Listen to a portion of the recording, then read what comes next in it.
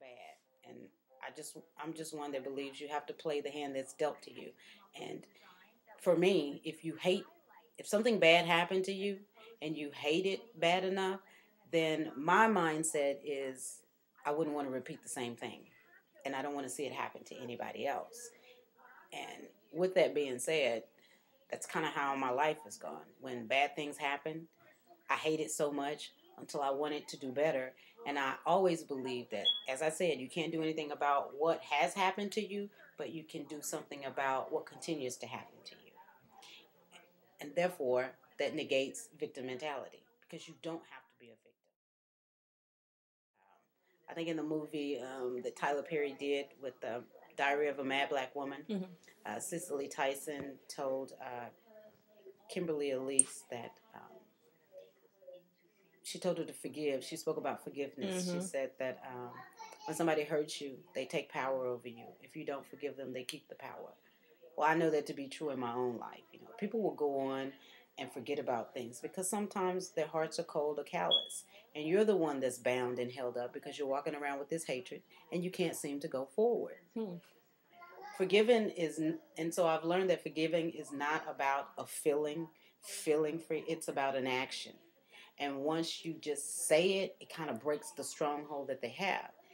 And then at that point, you no longer become a victim and you're able to keep going and to get past your circumstances. With kids, you know, as a single mom, at one point I had quite a few kids single, and the world kept telling me, you're stuck, you're bound, you have kids, there's no hope. I never believed that. I fought hard for them not to believe that they were victims, that they were less than because I was single.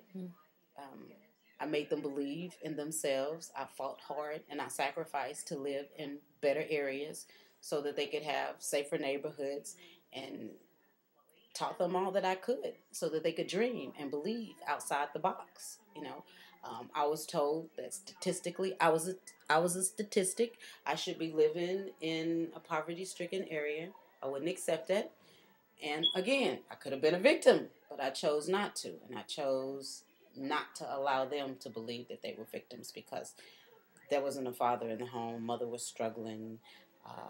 All we had was a lot of love, which seemed to be enough, and I gave them that. But with that being said, I didn't accept the fact that I was single with children, that I couldn't find someone to love me for me and my children without it being a volatile situation or just a negative situation.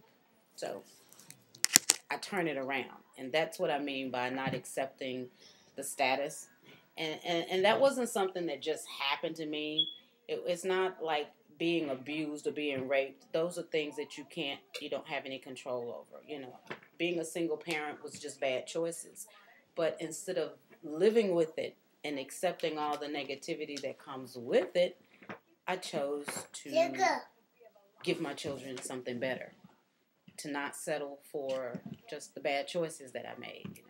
Because while it was bad choices to not be prepared in having them, it wasn't a bad choice to give life, and it wasn't a bad choice to pour into that life. You know, and there was no reason to pour the pain into them because children don't know anything about what they have or all the material things. All they know is that you love them and you're there and you create a safe environment.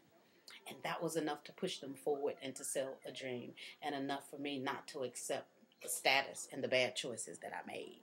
So for me, that's my portion of not accepting victim mentality. I know it gets deeper and bigger for other situations because there are other situations out there that are terrible. And I can't speak on all of those, you know. I don't know what it feels like to, you know, be molested or somebody to take advantage of you in that regard.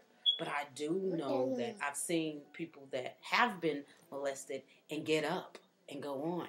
Because you can. Because that's the trick of the molester. That's how. Hello, fear.